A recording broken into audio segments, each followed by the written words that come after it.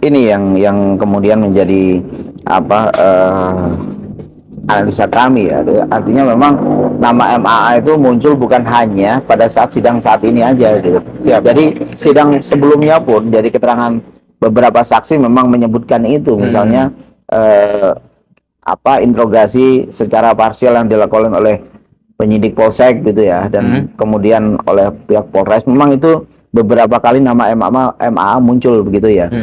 Jadi kalau kita kaitkan dari proses awal pada saat keterangan saksi yang sebelum hari ini teman-teman media saksikan tadi ya, memang nama MAA ini sering muncul gitu, seringkali muncul begitu. Nah, munculnya pun bukan hal yang tidak signifikan, sangat signifikan sekali dalam proses pengungkapan kasus ini begitu, karena memang kasus ini itu kan menurut dakwaan itu kan memang pasalnya 340 dijuntokan dengan pasal 55 begitu, artinya memang pasal 5 ini mengharuskan orang itu bersama-sama melakukan tindak pidana ini begitu. Artinya tidak mungkin sosok Yosep sendiri melakukan tindak pidana, tidak mungkin Danu ini sendiri melakukan tindak pidana begitu ya. Artinya memang ketika polisi sudah menetapkan MA ini sebagai para tersangka begitu, artinya harus ada proses lanjut yang memang harus ditempuh oleh pihak kepolisian, baik itu penyelidik maupun penyidik, untuk terus mengungkap kasus ini begitu. Nah, kalau kami melihatnya selama proses persidangan, seringnya nama MA muncul ini dan sangat signifikan sekali peran mereka dalam penentuan proses terjadinya tindak pidana, karena itu tadi paralel dengan pasal 55 yang memang dijuntokan dari delik utamanya begitu. Nah, ini yang harus terus digali oleh pihak penyidik begitu. Jadi menurut saya penyidik juga harus aware, harus fokus, harus konsisten untuk terus memantau proses ini begitu. Karena kalau kami melihatnya sudah sangat jelas kok apa peran mereka, apa peran MMA ini dalam tindak pidana ini gitu loh. Ya, apalagi yang harus ditunggu begitu. Proses sudah sampai sejauh ini, bukti-bukti juga sudah sedemikian cukup. Keterangan saksi-saksi juga bersesuaian antara keterangan satu saksi dengan yang lainnya, serta dikaitkan dengan bukti yang ada, itu sudah cukup menurut kami begitu. Kalau mungkin teman-teman media mengikuti tentang pada perkara Bapak Yosep sebagai terdakwa ya, itu kan banyak sekali terungkap, baik itu melalui CCTV maupun melalui keterangan saksi, ya kan? Nah, itu peran MA kan sangat vital sekali sebetulnya ya. Karena itu tadi jelas sekali bahwa pasal ini adalah dijuntokan dengan pasal 55 yang artinya itu mensyaratkan turut serta terjadinya tindak pidana ini begitu. Jadi tidak mungkin ini one person, satu orang melakukan tindak pidana begitu. Jadi jelas sekali itu kalau menurut kami. Jadi memang ini menurut kami ini momentum yang harus digunakan oleh pihak penyidik untuk terus memproses MAA ini begitu, karena ya menurut keterangan saksi tadi peran MAA itu sangat vital sekali, sangat penting sekali, sangat dominan sekali untuk terjadinya tindak pidana ini begitu. Kalau kami melihatnya motif satu dengan yang lainnya ini saling berkaitan, yang artinya masing-masing punya peran yang tersendiri dan sangat signifikan untuk terjadinya proses tindak pidana ini begitu. Motif asmara, motif rumah tangga, motif cemburu ini juga menjadi bagian yang tidak terpisahkan dalam proses ini. Artinya ada bentuk akumulasi kekecewaan, kekesalan yang dialami oleh pelaku ini untuk melakukan tindak pidana ini begitu. Dan memang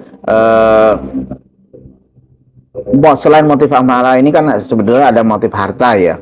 Motif harta yang memang kalau kami melihatnya memang sangat dominan sekali dalam terjadinya proses tindak pidana ini, karena memang yaitu tadi sudah kami sampaikan di awal bahwa memang kita sama-sama tahu fakta yang terjadi di persidangan adalah banyaknya kekerasan yang dialami oleh korban ini pada saat berumah tangga dengan pelaku ini. Itu akumulasinya itu adalah pada saat korban ini, Ibu Tuti, Ibu Amel ini memegang keuangan di yayasan ini. Puncaknya terjadinya kekerasan kan di situ gitu ya. Artinya ketika Ibu Tuti dan Amel ini sudah memegang uang atau memegang keuangan sekretaris di yayasan ini yang mengendalikan seluruh proses kegiatan di SMA, SMK, SMP dan yayasan ini.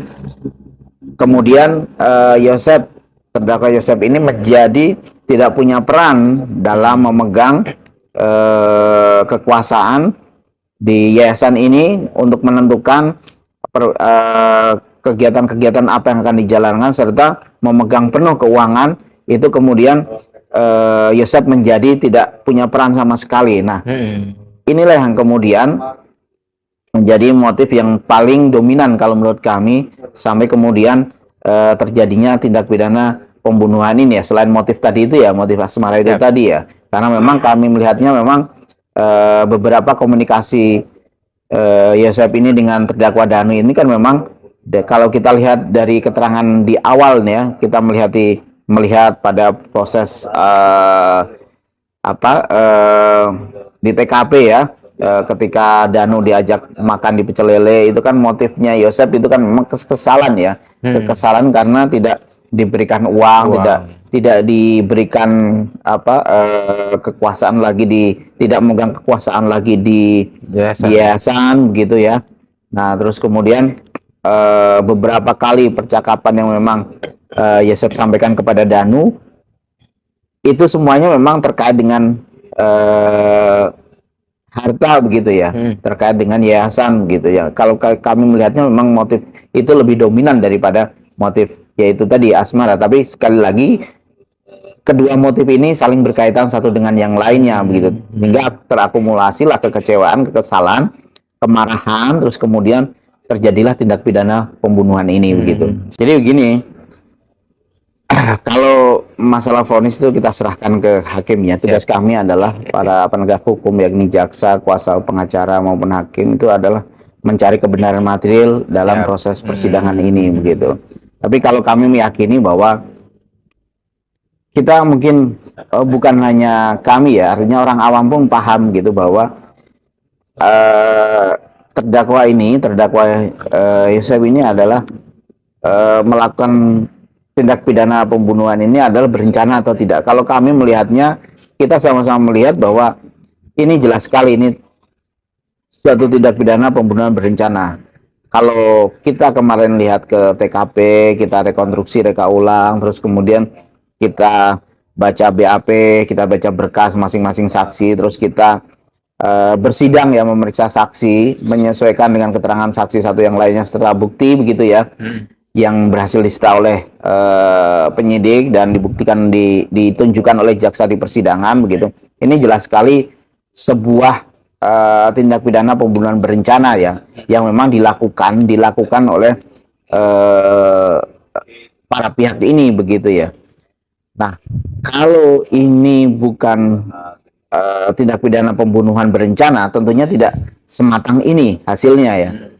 Kenapa kami bilang matang? Pertama bahwa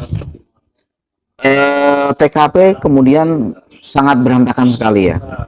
Memang kemudian sudah diacak-acak, terus kemudian sidik jari dan sebagainya sudah bersih gitu di TKP. TKP sudah rusak, sudah hilang gitu. Terus kemudian di tubuh korban juga tidak ditemukan sidik jari yang yang mengarah kepada pelaku siapa begitu ya. Dan kemudian waktunya disusun sedemikian rapi, perannya masing-masing pihak itu disusun dengan sedemikian rapi. Nah, kami menggarisbawahi bahwa ini jelas adalah sebuah tindak pidana pembunuhan berencana ya, berencana untuk para pelaku kecuali untuk si Danu ya, karena memang Danu tidak ikut merencanakan tindak pidana ini begitu. Artinya si Danu ini posisinya adalah hanya ada pada sesaat sebelum terjadi tindak pidana pembunuhan ini begitu. Nah, kalau kami melihat pembunuhan berencana ini direncanakan dengan matang sebelum terjadinya tindak pidana pembunuhan ini. Nah, ini perlu teman-teman bedakan tentang pembunuhan berencana dan pembunuhan biasa. Itulah bedanya, biasa dan berencana begitu. Kalau berencana memang sudah direncanakan beberapa hari, beberapa waktu, artinya ada jeda waktu yang kemudian orang bisa berpikir untuk ya, untuk tidak melakukan atau membuat bersih tindak pidana, membuat tidak terangnya tindak pidana. Nah, itulah yang menjadi perbedaan antara pembunuhan berencana dan pembunuhan biasa begitu. Nah, ini jelas sekali kalau teman-teman lihat, kalau pembunuhan biasa tidak mungkin sampai selama ini pengusutannya gitu ya.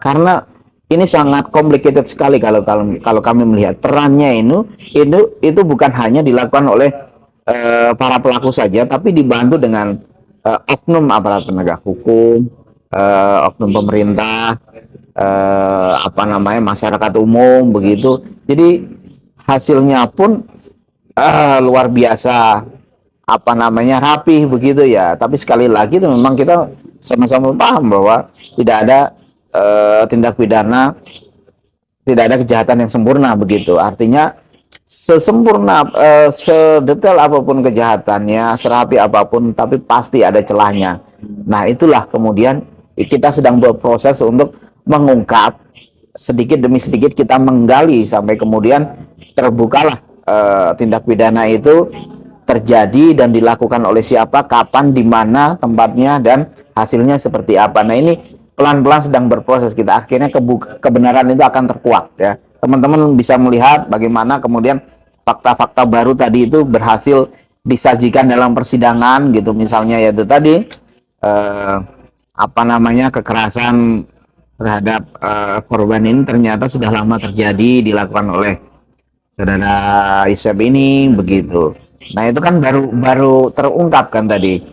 Kalau kita nggak bertanya secara detail kan nggak mungkin bisa terbuka. Makanya untuk persidangan hari ini kita sangat bersyukur sekali akhirnya terbuka secara jelas dan gamblang sebetulnya bagaimana proses ini per tahap itu bisa terungkap di persidangan gitu.